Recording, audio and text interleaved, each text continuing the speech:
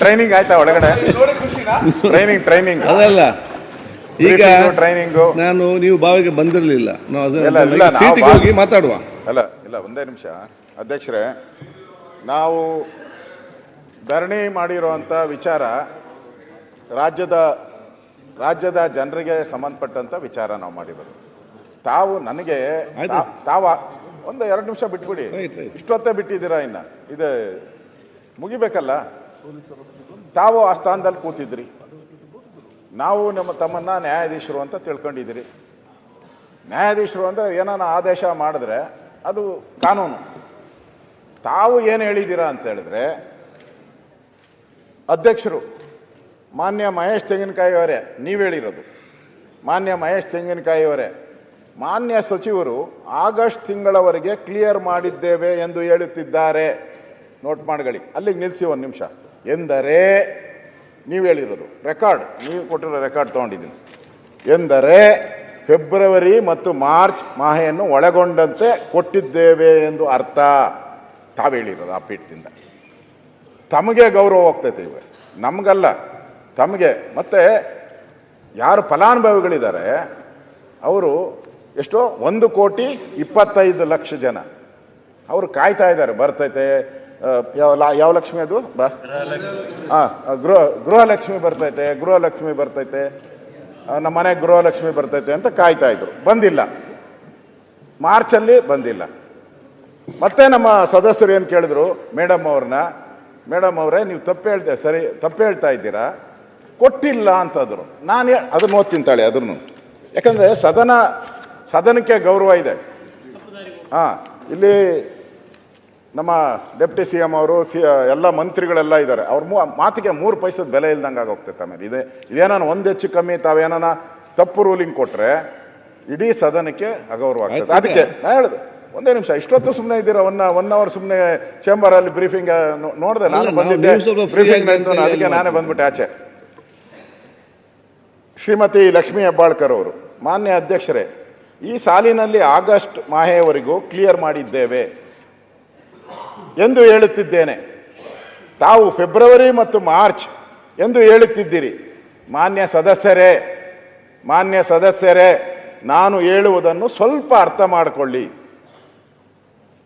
ಏನೋ ಸದಸ್ಯರಿಗೆ ಹೇಳ್ತಾ ಇರೋದು ಅಂದ್ರೆ ಸದಸ್ಯರು ಬಾಯಿ ಮುಚ್ಕೊಂಡು ಕೂತ್ಕೊಂಡ್ಬಿಡ್ಬೇಕು ಅನ್ನೋ ಥರ.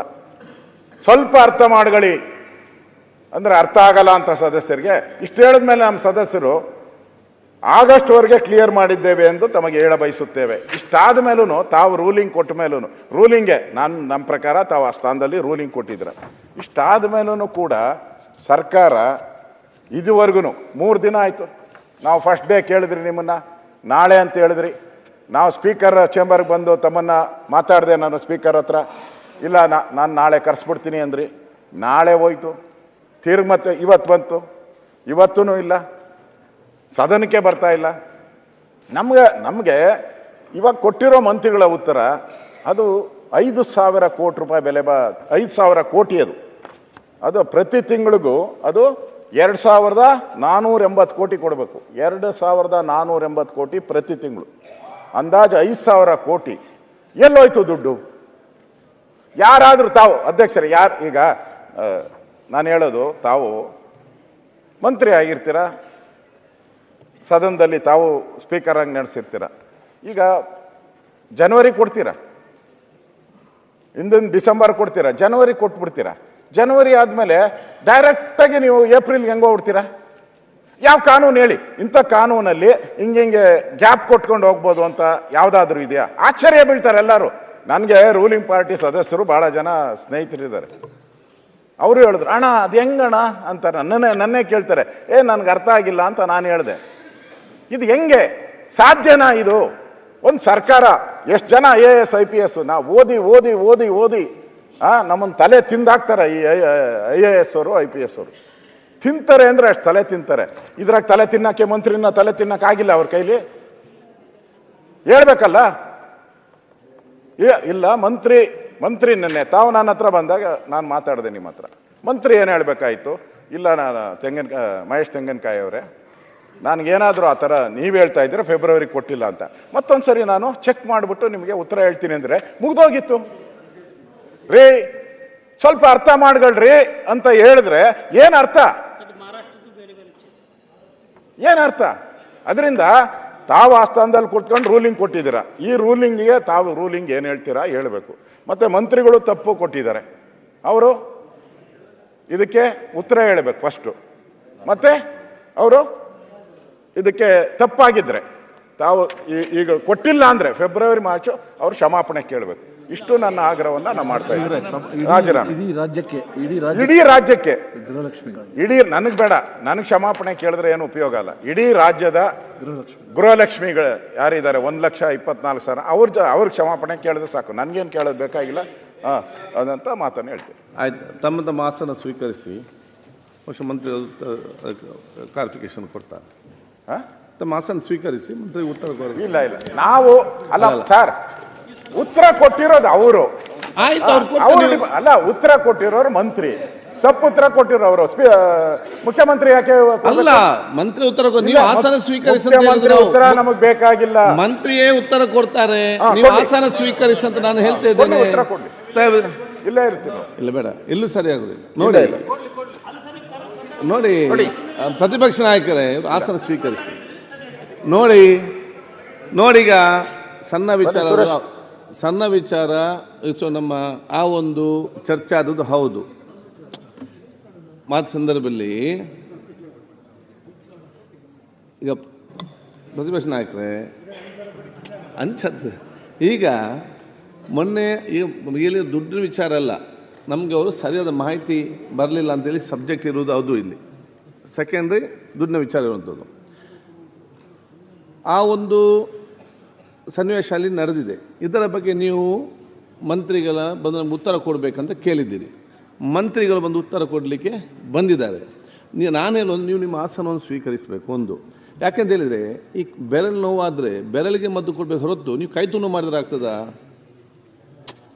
ಈಗ ಆ ಒಂದು ಸಮಸ್ಯೆ ಏನಿದೆ ಅದಕ್ಕೆ ಬಂದು ಉತ್ತರ ಕೊಡ್ತಾರಲ್ಲ, ಅದನ್ನು ನಾವು ಇಲ್ಲೇ ಬಾವಿಯಲ್ಲೇ ಇರ್ತೇವೆ, ಇಲ್ಲೇ ಉತ್ತರ ಕೊಡಿ ಈ ರೀತಿ ಇದ್ದುಕೊಂಡು ಉತ್ತರ ಕೇಳುವಂಥದ್ದು ಇಲ್ಲಿಂದ ಬೇಡ. ಅಲ್ಲಿಂದ ಮತ್ತೆ ಅಲ್ಲಿಂದ ಕ್ಲಾರಿಫಿಕೇಶನ್ ಕೇಳುವಂಥ ಅವಕಾಶ ಇದೆ ಅಲ್ಲ. ಸೊ ಮನುಷ್ಯಗಳು ತಮ್ಮ ಸ್ಥಾನಕ್ಕೆ ಹೋಗ್ಬೇಕಂತ ಮಹಾಪ್ರಭುಗಳೇ. ಅಧ್ಯಕ್ಷರೇ, ಬಿಲ್ಲುಗಳೆಲ್ಲ 106 ಬಿಲ್ಲು ನಾವೆಲ್ಲ ಧರಣಿ ಇದ್ದಾಗೆ ಪಾಸ್ ಮಾಡಿದ್ದೀರ. ಅಂತ ಪ್ರಮುಖವಾದಂತ ಬಿಲ್ಲೇ ನೀವು ಪಾಸ್ ಮಾಡಬೇಕಾದ್ರೆ ಇದನ್ನ ಬಂದು ನಿಮ್ಗೆ ಏನಿತ್ತು, ಮಾನ್ಯ ಮಂತ್ರಿಗಳು ಬಂದು ಉತ್ತರ ಕೊಡ್ಬೇಕಂದ್ರೆ ಬೇಡಿಕೆ ಕೊಟ್ಟಿದ್ರಿ. ಅವರು ಮಾನ್ಯ ಮಂತ್ರಿಯವರು ಬಂದು ಉತ್ತರ ಕೊಡ್ತಾರೆ, ಆವಾಗ ನೀವು ಬಾವಿಯಲ್ಲಿ ಇರುವುದು ಸರಿಯಲ್ಲ. ಮಾನ್ಯ ಅಧ್ಯಕ್ಷರೇ, ಅದು ಬೇರೆ. ನಿಮ್ಮ ಆಸನ ಸ್ವೀಕರಿಸಬೇಕು, ಉತ್ತರ ಕೊಡ್ತಾರೆ. ಮತ್ತೆ ನಾವು ಬಾವಿಲೇ ಇರ್ತೀವಿ ಅಂತ ಅಂದ್ರೆ ಏನು ಅಧ್ಯಕ್ಷರು ವಿರೋಧ ಪಕ್ಷ ನಾಯಕರು ಹಿಂಗ್ ಕೇಳ್ತಾರೆ ಅಂತ ನಮಗೂ ಆಶ್ಚರ್ಯ ಆಯ್ತಾ ಇದೆ.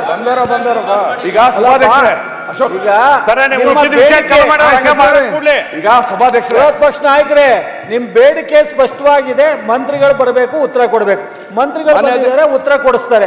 ದಯಮಾಡಿ ಅವಕಾಶ ಕೊಡಿ.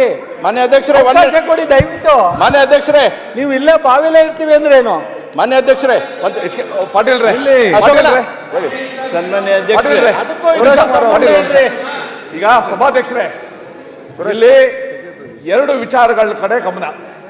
ಒಂದು, ಸದನಕ್ಕೆ ಕೊಟ್ಟಿರುವ ಮಾಹಿತಿ ಬಗ್ಗೆ. ಎರಡನೇದು, ಯಾರು ಫಲಾನುಭವಿಗಳಿದ್ದಾರೆ ಅವರ ದೃಷ್ಟಿಯಿಂದ. ಪಾಟೀಲ್ ರೇ, ನಂಗೆ ಈ ಸಂದರ್ಭದಲ್ಲಿ ಸ್ವಲ್ಪ ಒಂದು ಸಂದರ್ಭ ಜ್ಞಾಪಕ ಬರ್ತದೆ. ಹೈದರಾಲಿ ಇದ್ನಲ್ಲ, ಟಿಪ್ಪು ಸುಲ್ತಾನ್ ಅವ್ರ ತಂದೆ, ಅವನು ತನ್ನ ಸೈನ್ಯಕ್ಕೆ ಜನವರಿ 1ನೇ ತಾರೀಕು ಸಂಬಳ ಕೊಡ್ತಾ ಇದ್ದಂತೆ. ಫೆಬ್ರವರಿ ಬಂದಾಗ 5ನೇ ತಾರೀಕು ಕೊಡ್ತಾ ಇದ್ದ. ನಿಮ್ಗೇನು 5 ದಿವಸ ವ್ಯತ್ಯಾಸ? ಮಾರ್ಚ್ ಬಂದಾಗ 10ನೇ ತಾರೀಕು ಕೊಡ್ತಾ ಇದ್ದ. ಏಪ್ರಿಲ್ 15ನೇ ತಾರೀಕು 5 ದಿವಸ ವ್ಯತ್ಯಾಸ. ಜೂನ್ 10 ಬರೋದಕ್ಕೆ 1 ತಿಂಗಳು ಸಂಬಳನ ಹೊಡೆದು ಬಿಡ್ತಾ ಇದ್ದ. ಈ ಗೃಹಲಕ್ಷ್ಮಿ ಆಗಸ್ಟ್ವರೆಗೂ ಕೊಟ್ಟಿದ್ದೀವಿ ಅಂತ ಹೇಳೋರು ಫೆಬ್ರವರಿ ಎಲ್ಲೋಯ್ತು? ಪ್ರಶ್ನೆ. ಮಾರ್ಚ್ ತಿಂಗಳಿದೆ.